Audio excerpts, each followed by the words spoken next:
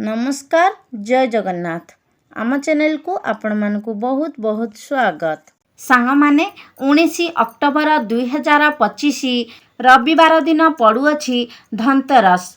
तेबे सांग माने आपण एही शुभ दिन रे गोमाता को आपण एही गोटिए जिनिस आनी खुआई देउछंती ताहेले माता लक्ष्मींकर आशीर्वाद आपणंकु प्राप्त हेब। आपणंकर धन कमाइबार समस्त मार्ग गुड़िक मध्य खोलिजिब।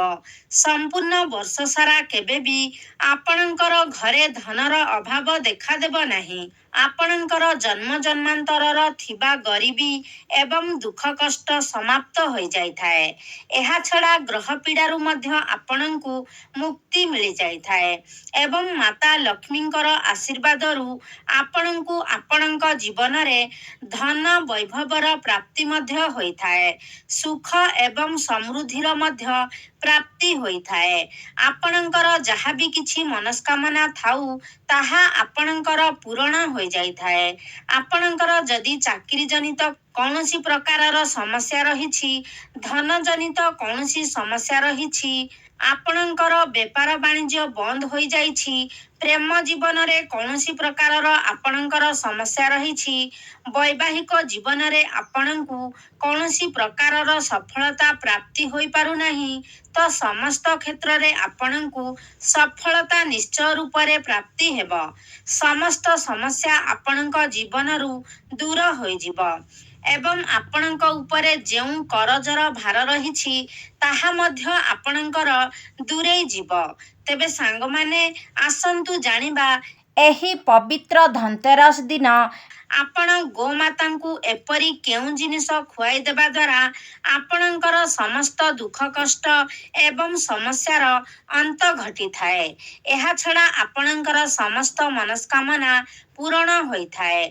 एहा पूर्वरु जदि आपण माने माता लक्ष्मी को माता सरस्वती को सच्चा हृदयरु भक्ति करुथांती विश्वास करुथांती तेबे आपण एही वीडियोटी को लाइक करी चैनल टी को सब्सक्राइब करी दियंतु एवं कमेंट बॉक्स रे जय मां लक्ष्मी निश्चय लिखंतु। तेबे सांग माने आसंतु जानि नेबा गाईर सेवा किपरि करिबा उचित एवं केउ गाय को कौन खाइबा को देबा द्वारा आपणक गृह रे धनर वृद्धि होई थाए। सांग माने शास्त्र रे गाय को गोमाता बोली वर्णना करा जाइछि एवं समस्त देवादेवी माने मध्य गोमातांकर पूजा करिथांती। गाईर 5टी द्रव्य जहाकी गोबर गोमूत्र दही दूध एवं घी एही 5टी द्रव्य को अत्यंत पवित्र बोली माना जाई थाए। सांग माने गोमातांकर शरीर रे 33 कोटी देवादेवींकर निवास होई थाए। गाईटी अत्यंत निर्मल शांत पवित्र एवं निष्पाप प्राणी होई थाए। तो चतुर्वेद रे गाई को आमर पालन पोषण करुथिबा कामधेनु माता बोली कुहा जाई थाए। गाईर दर्शन मात्रे ही मनुष्यर हजारे पाप नष्ट होई जाई थाए। सेथि पई एही निष्पाप गोमाता उपरे कदापि भी अत्याचार करिबा उचित नुहे। जेउ मनुष्य बिना स्वार्थ रे गोमातांकर सेवा करि थाए सेही मनुष्य को जीवन रे समस्त प्रकारर सुख सुविधा प्राप्त होई थाए एवं मृत्यु परे सेही व्यक्ति को गोलोक मध्य प्राप्त होई थाए। जेउ नारी गृह रे बना जाइथिबा प्रथम रुटीटी को गाय को खुआई थाए सेही नारी सारा जीवन अह्य सुलक्षणी होई रही थाए। तार सिंदूर को सर्वदा भगवान रक्षा करिथांती। जेउ व्यक्ति गाय ठारू प्राप्त पंचद्रव्य को निज घरे सर्वदा रखिताए सेही गृह रे दुख कष्ट केबे भी प्रवेश करि पारि न थाए एवं जेउ व्यक्ति प्रत्येक दिन गोमातांकर किछि ना किछि सेवा करि थाए से व्यक्ति अत्यंत पुण्यशाली होई थांती। शास्त्र रे गोमातांकु मां लक्ष्मींकर स्वरूप बोली माना जाई थाए। सेथि पई गोमातांकर पूजा करिबा द्वारा आपणंकर जीवनरु दरिद्रता दूर होई जाई थाए। प्राचीन कालरो ही गोमातांकर सेवा करिबार परंपरा रही आसीछि एवं प्राचीन काल रे मुनि ऋषि माने मध्य निजर कुटीर रे गोमातांकु रखी तांकर सेवा करुथिले ଏବଂ ପ୍ରାଚୀନ କାଳରେ ରାଜା ମହାରାଜା ମାନେ ମଧ୍ୟ ଗୋଦାନ କରୁଥିଲେ, କାରଣ ଗୋଦାନ କରିବା ଦ୍ୱାରା ଅନେକ ଜନ୍ମର ପାପ ନଷ୍ଟ ହୋଇଯାଇଥାଏ ଏବଂ ମନୁଷ୍ୟକୁ ମୋକ୍ଷ ପ୍ରାପ୍ତ ହୋଇଥାଏ। ଶାସ୍ତ୍ରରେ ବର୍ଣ୍ଣନା ରହିଛି ଯେ ଯଦି ଆପଣ ସକାଳୁ ଉଠି ପ୍ରଥମେ ଗୋମାତାଙ୍କର ଦର୍ଶନ କରନ୍ତି ତେବେ ଆପଣଙ୍କୁ ଅନେକ ପୁଣ୍ୟ ପ୍ରାପ୍ତି ହୋଇଥାଏ ଏବଂ ସକାଳୁ ଯଦି ଆପଣ ଗୋବରର ଦର୍ଶନ କରନ୍ତି ତେବେ ଆପଣଙ୍କୁ ଲକ୍ଷ୍ମୀ ପ୍ରାପ୍ତି ହୋଇଥାଏ। ଯଦି ଆପଣ କୌଣସି କାର୍ଯ୍ୟରେ ଯାଉଛନ୍ତି ଏବଂ ଗଲାବେଳେ ଆପଣଙ୍କ ବାଟରେ ଗୋମାତାଙ୍କର ଦର୍ଶନ ହେଉଛି କିମ୍ବା ଆପଣଙ୍କର ସାମ୍ନାରେ ଗୋମାତା ଚାଲି ଯାଉଛନ୍ତି ତେବେ ସେହି କାର୍ଯ୍ୟରେ ନିଶ୍ଚୟ ଭାବରେ ଆପଣଙ୍କୁ ସଫଳତା ମିଳିଥାଏ। ଯଦି ଆପଣଙ୍କର କୁଣ୍ଡଳୀରେ ପିତୃଦୋଷ ରହିଥାଏ ତେବେ ଅନ୍ୟ ଉପାୟ ଗୁଡ଼ିକ ସହିତ ଆପଣ ଯଦି ପ୍ରତ୍ୟେକ ଦିନ ଗୋମାତାଙ୍କୁ ରୁଟି ଏବଂ କିଛି ଘାସ ଖାଇବାକୁ ଦିଅନ୍ତି ତେବେ ଆପଣଙ୍କ କୁଣ୍ଡଳୀ ପିତୃଦୋଷରୁ ମୁକ୍ତ ହୋଇଥାଏ ଏବଂ ଆପଣଙ୍କୁ ପିତୃ ଆଶୀର୍ବାଦ ପ୍ରାପ୍ତି ହୋଇଥାଏ। ଏବଂ ଯଦି ଆପଣଙ୍କର ଜାତକରେ ଶନି ଦୋଷ ଲାଗିଛି କିମ୍ବା ଆପଣଙ୍କର କୁଣ୍ଡଳୀରେ ଶନି ନୀଚ ସ୍ଥିତିରେ ରହିଛନ୍ତି ତେବେ ଆପଣ ପ୍ରତ୍ୟେକ ଶନିବାର ଦିନ କଳା ରଙ୍ଗର ଗାଈକୁ ରୁଟି ଏବଂ ଚାରା ଖାଇବାକୁ ଦିଅନ୍ତୁ। ଏହା ସହିତ ଗୋମାତାଙ୍କର ପୂଜା ମଧ୍ୟ କରନ୍ତୁ। ଏପରି କରିବା ଦ୍ୱାରା ଆପଣଙ୍କୁ ଶନି ଦୋଷରୁ ମୁକ୍ତି ମିଳିଥାଏ। ସାଙ୍ଗମାନେ, ଯଦି ଆପଣଙ୍କର କୁଣ୍ଡଳୀରେ ଶୁକ୍ର ଗ୍ରହଙ୍କର ସ୍ଥିତି ଦୁର୍ବଳ ରହିଥାଏ ତେବେ କୁଣ୍ଡଳୀରେ ଶୁକ୍ରଙ୍କର ସ୍ଥିତି ମଜବୁତ କରିବା ପାଇଁ ଆପଣ ପ୍ରତ୍ୟେକ ଦିନ ଧଳା ରଙ୍ଗର ଗାଈକୁ ସକାଳେ ପ୍ରସ୍ତୁତ ହୋଇଥିବା ରୁଟି ଖାଇବାକୁ ଦିଅନ୍ତୁ।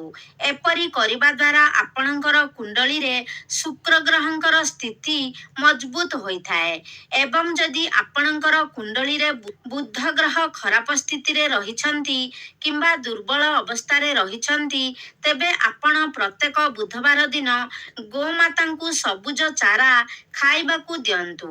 ଏପରି କରିବା ଦ୍ୱାରା ଆପଣଙ୍କର କୁଣ୍ଡଳୀରେ ବୁଧ ଗ୍ରହଙ୍କର ସ୍ଥିତି ଠିକ ହୋଇଯାଇଥାଏ।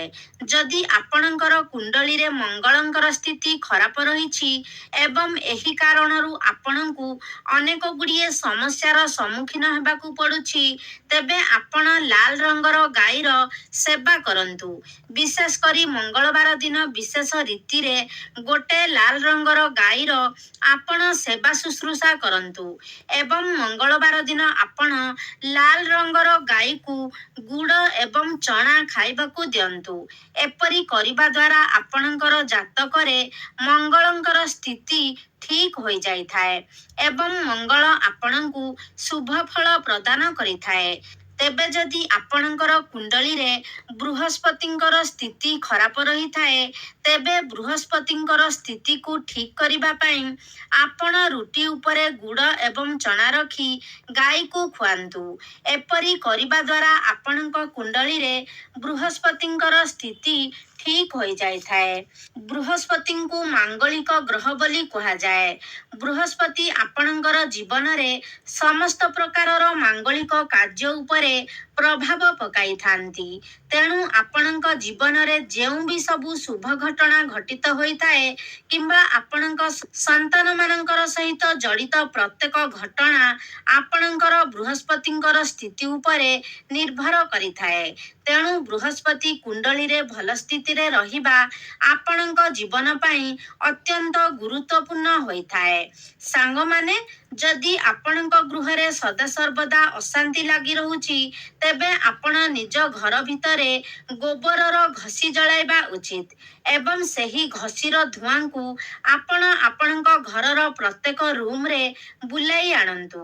ଏହାଦ୍ୱାରା ଆପଣଙ୍କ ଘରର ସମସ୍ତ ନକାରାତ୍ମକ ଉର୍ଜା ଗୁଡ଼ିକ ନଷ୍ଟ ହୋଇଯାଇଥାଏ ଏବଂ ସକାରାତ୍ମକ ଉର୍ଜାର ସଞ୍ଚାର ହୋଇଥାଏ। ଗାଈର ଦୁଧ, ଦହି, ଘିଅ, ଗୋବର ଏବଂ ଗୋମୂତ୍ର ଏହି ପାଞ୍ଚଟି ଦ୍ରବ୍ୟର ମିଶ୍ରଣରେ ପଞ୍ଚଗବ୍ୟ ବନାଯାଏ। ଏହାକୁ ପଞ୍ଚଗବ୍ୟ ବୋଲି ମଧ୍ୟ କୁହାଯାଇଥାଏ ଏବଂ ଏହା ପାପନାଶକ ହୋଇଥାଏ। ସାଙ୍ଗମାନେ, ଯଦି ଆପଣଙ୍କ ମୁଖ୍ୟ ଦ୍ୱାର ନିକଟକୁ ଗୋମାତା ଆପେ ଆପେ ଆସନ୍ତି ତେବେ ଆପଣ ତାକୁ ଖରାପ ବ୍ୟବହାର ନ ଦେଖାଇ ଆପଣ କିଛି କିଛି ନା କିଛି ଖାଇବାକୁ ଦିଅନ୍ତୁ। ବିଶେଷ କରି ଆପଣ ଯଦି ପାରୁଛନ୍ତି ଗୋମାତାଙ୍କୁ ରୁଟି ଖୁଆନ୍ତୁ। ଏପରି କରିବା ଦ୍ୱାରା ଆପଣଙ୍କୁ ସୌଭାଗ୍ୟ ପ୍ରାପ୍ତି ହୋଇଥାଏ। କିନ୍ତୁ ଭୁଲରେ ମଧ୍ୟ ଆପଣ ଗାଈକୁ ଖରାପ ବ୍ୟବହାର ଦେଖାଇ ଘଉଡ଼ାଇ ଦିଅନ୍ତୁ ନାହିଁ। କାରଣ ଗାଈ ଯଦି ଆପଣଙ୍କ ଘରୁ ମନ ଦୁଃଖରେ ଫେରିଆସେ, ଉଦାସ ହୋଇ ଫେରିଆସେ, ତେବେ ଆପଣଙ୍କ ଗୃହରୁ ମା ଲକ୍ଷ୍ମୀ ମଧ୍ୟ ଚାଲି ଆସିଥାନ୍ତି। ଆପଣଙ୍କ ଗୃହକୁ ମା ଲକ୍ଷ୍ମୀ ପରିତ୍ୟାଗ କରି ଦେଇଥାନ୍ତି। ପ୍ରତ୍ୟେକ ଦିନ ଘରର ନାରୀମାନେ ଗାଈ ପାଇଁ ଏକ ରୁଟି ବନାଇବା ଉଚିତ ଏବଂ ସେହି ରୁଟିଟିକୁ ଶ୍ରଦ୍ଧାପୂର୍ବକ ଗାଈକୁ ଖାଇବାକୁ ଦେବା ଉଚିତ। ଏହାଦ୍ୱାରା ଆପଣଙ୍କୁ ଗୋମାତାଙ୍କର ଆଶୀର୍ବାଦ ପ୍ରାପ୍ତି ହୋଇଥାଏ ଏବଂ ଆପଣଙ୍କର ମନସ୍କାମନା ମଧ୍ୟ ପୂରା ହୋଇଥାଏ। ମାତ୍ର କିଛି ଲୋକ ଗୋମାତାକୁ ବାସି ଖାଦ୍ୟ, ଖରାପ ହୋଇଯାଇଥିବା ଖାଦ୍ୟ ଏବଂ ଅଇଁଠା ଖାଦ୍ୟ ମଧ୍ୟ ଖୁଆଇ ଦେଇଥାନ୍ତି। ଏହାକୁ ଶାସ୍ତ୍ରରେ ମହାପାପ ବୋଲି ବର୍ଣ୍ଣନା କରାଯାଇଛି। ଏହିସବୁ ଖାଦ୍ୟଗୁଡ଼ିକ ଆପଣ ଅନ୍ୟ ପ୍ରାଣୀଙ୍କୁ ଖାଇବାକୁ ଦେଇପାରିବେ, ମାତ୍ର ଗୋମାତାଙ୍କୁ କେବେ ବି ଖରାପ ହୋଇଯାଇଥିବା ଖାଦ୍ୟ କିମ୍ବା ଅଇଁଠା ଖାଦ୍ୟ ଖାଇବାକୁ ଦେବା ଉଚିତ ନୁହେଁ। ଯେହେତୁ ଗାଈକୁ ଗୋମାତା ବୋଲି ମାନାଯାଇଥାଏ ଏବଂ ଗୋମାତାଙ୍କର ଶରୀରରେ 33 କୋଟି ଦେବାଦେବୀଙ୍କର ବାସ ହୋଇଥାଏ। ତେଣୁ ଗାଈକୁ ଏପରି ଖାଦ୍ୟ ଦେବାର ଅର୍ଥ 33 କୋଟି ଦେବାଦେବୀଙ୍କର ଅପମାନ କରିବା ସହିତ ସମାନ ହୋଇଥାଏ। ଆପଣ ଦେଇଥିବା ସେହି ଖରାପ ଖାଦ୍ୟକୁ ଗୋମାତା ତ ଭୋକ କାରଣରୁ ଗ୍ରହଣ କରିଥାନ୍ତି, ମାତ୍ର ଖାଦ୍ୟ ଦେଇଥିବା ବ୍ୟକ୍ତିଙ୍କ ଉପରେ ସେହି ପାପ ଲାଗିଥାଏ। ଗାଈ ଏକ ଶାକାହାରୀ ଏବଂ ପୁଣ୍ୟାତ୍ମା ପ୍ରାଣୀ ଅଟେ। ତେଣୁ ଗାଈର ଖାଦ୍ୟରେ କେବେ ବି ଆମିଷ ଦିଅନ୍ତୁ ନାହିଁ। ଆପଣ ଯଦି ଏମିତି କାର୍ଯ୍ୟ କରିଥାନ୍ତି, ତେବେ ଆପଣଙ୍କୁ ମହାପାପର ଭାଗୀ ହେବାକୁ ପଡ଼ିଥାଏ। ସାଙ୍ଗମାନେ, ଯଦି ଆପଣଙ୍କର କୁଣ୍ଡଳୀରେ ଚନ୍ଦ୍ର ଦୋଷ ଲାଗିଛି ଏବଂ କେଉଁ କାରଣରୁ ଆପଣ ଅନେକ ଗୁଡ଼ିଏ ସମସ୍ୟାର ସମ୍ମୁଖୀନ ହେଉଛନ୍ତି, ତେବେ ରୁଟି ଉପରେ ଧଳା ଲହୁଣୀ, ଘିଅ ଏବଂ କିଛି ଲୁଣ ଲଗାଇ ଆପଣ ଗୋମାତାଙ୍କୁ ଖାଇବାକୁ ଦିଅନ୍ତୁ। ଏବଂ ଯଦି ଜାତକରେ ଶନି ଦୋଷ ଲାଗିଛି, ତେବେ ଅଟାରେ କିଛି କଳା ରାଶି ମିଶାଇ ସେହି ଅଟାରେ ଆପଣ ରୁଟି ବନାଇବେ ଏବଂ ସେହି ରୁଟିକୁ ଆପଣ ଗୋମାତାଙ୍କୁ ଖୁଆଇ ଦିଅନ୍ତୁ। ଏପରି କରିବା ଦ୍ୱାରା ଆପଣଙ୍କୁ ଶନି ଦୋଷରୁ ମୁକ୍ତି ମିଳିଥାଏ। ଯଦି ଆପଣଙ୍କ ଗୃହରେ ଆର୍ଥିକ ସଙ୍କଟ ଦେଖାଦେଉଛି, ଧନଜନିତ ସମସ୍ୟା ଦେଖାଦେଉଛି, ତେବେ ଗୁରୁବାର ଦିନ ଆପଣ ଗାଈକୁ କଦଳୀ ଖୁଆଇବା ଶୁଭ ହୋଇଥାଏ। ଏହାଦ୍ୱାରା ଆପଣଙ୍କର ଧନଜନିତ ସମସ୍ୟା ଦୂର ହୋଇଯାଇଥାଏ। ଗୋମାତାଙ୍କର ପିଠିରେ ଯେଉଁ କୁବଡ଼ ରହିଥାଏ, ସେଥିରେ ସୂର୍ଯ୍ୟକେତୁ ନାଡ଼ି ରହିଥାଏ ଏବଂ ଯଦି ଆପଣଙ୍କର ଗୃହକୁ ଆପଣଙ୍କର ମୁଖ୍ୟ ଦ୍ୱାର ନିକଟକୁ ଗୋମାତା ଆସିଥାନ୍ତି, ତେବେ ତାଙ୍କର ସେହି କୁବଡ଼କୁ ଆପଣ ନିଶ୍ଚୟ ରୂପରେ ସ୍ପର୍ଶ କରନ୍ତୁ। କାରଣ ଏପରି କରିବା ଦ୍ୱାରା ଆପଣଙ୍କୁ ଅନେକ ଗୁଡ଼ିଏ ରୋଗରୁ ମୁକ୍ତି ମିଳିଥାଏ। ଶାସ୍ତ୍ରରେ ବର୍ଣ୍ଣନା କରାଯାଇଛି, ଯେଉଁ ବ୍ୟକ୍ତି ନିଃସ୍ୱାର୍ଥପର ଏବଂ ଶ୍ରଦ୍ଧାଭାବ ନେଇ ଗୋମାତାଙ୍କୁ ସେବା କରିଥାଏ, ସେହି ବ୍ୟକ୍ତି ମୃତ୍ୟୁ ପରେ ଗୋମାତାଙ୍କର ଲାଞ୍ଜକୁ ଧରି ବୈତରଣୀ ନଦୀ ପାର କରି କରି ଯାଇଥାଏ। ସେହି ବ୍ୟକ୍ତିଙ୍କର କେବେ ବି ଅକାଳ ମୃତ୍ୟୁ ହୋଇନଥାଏ ଏବଂ ସେହି ବ୍ୟକ୍ତିଙ୍କୁ ସୌଭାଗ୍ୟ ପ୍ରାପ୍ତି ହୋଇଥାଏ। ଯଦି ଆପଣଙ୍କୁ ଦୁର୍ଭାଗ୍ୟ ପିଛା ଛାଡ଼ୁନାହିଁ, ସର୍ବଦା ପ୍ରତ୍ୟେକ କାର୍ଯ୍ୟରେ ଆପଣଙ୍କୁ ବିଫଳତା ହିଁ ହାତ ଲାଗୁଛି, ତ ଆପଣ ହାତରେ ଗୁଡ଼ ରଖି ଗୋମାତାଙ୍କୁ ଚଟାନ୍ତୁ। ଏପରି କରିବା ଦ୍ୱାରା ଆପଣଙ୍କର ଶୋଇ ରହିଥିବା ଭାଗ୍ୟ ଜାଗ୍ରତ ହୋଇଥାଏ ଏବଂ ଆପଣଙ୍କ ପ୍ରତ୍ୟେକ କାର୍ଯ୍ୟରେ ଆପଣଙ୍କ ଭାଗ୍ୟର ସାଥ ମିଳିଥାଏ। ଆପଣ ଯଦି ଗୋମାତାଙ୍କୁ ରାଶି ଲଡୁ କିମ୍ବା ରାଶିରେ ପ୍ରସ୍ତୁତ କୌଣସି ବି ଦ୍ରବ୍ୟ ଖାଇବାକୁ ଦିଅନ୍ତି, ତେବେ ଆପଣଙ୍କୁ ଅଖଣ୍ଡ ସୌଭାଗ୍ୟ ପ୍ରାପ୍ତି ହୋଇଥାଏ। ତେବେ ସାଙ୍ଗମାନେ, ଏହି ଧନତେରସ ଦିନ ଆପଣ ଗୋମାତାଙ୍କୁ ଏହି ଜିନିଷ ଗୁଡ଼ିକ ମଧ୍ୟରୁ ଯେକୌଣସି ଗୋଟିଏ ଜିନିଷ ଖୁଆଇ ଦିଅନ୍ତୁ। ନିଶ୍ଚୟ ଭାବରେ ଆପଣଙ୍କର ସମସ୍ତ ମନସ୍କାମନା ପୂର୍ଣ୍ଣ ହୋଇଯିବ। ତ ସାଙ୍ଗମାନେ, ଆଶା କରୁଛି ଆଜିର ଭିଡ଼ିଓଟି ଆପଣମାନଙ୍କୁ ନିଶ୍ଚିତ ଭାବରେ ଭଲ ଲାଗିଥିବ। ଯଦି ଭଲ ଲାଗିଛି ତାହେଲେ ଲାଇକ୍ କରନ୍ତୁ, ସେୟାର କରନ୍ତୁ। ଆମ ଚ୍ୟାନେଲକୁ ଯଦି ସବସ୍କ୍ରାଇବ୍ କରିନାହାନ୍ତି, ତାହେଲେ ସବସ୍କ୍ରାଇବ୍ କରିଦିଅନ୍ତୁ।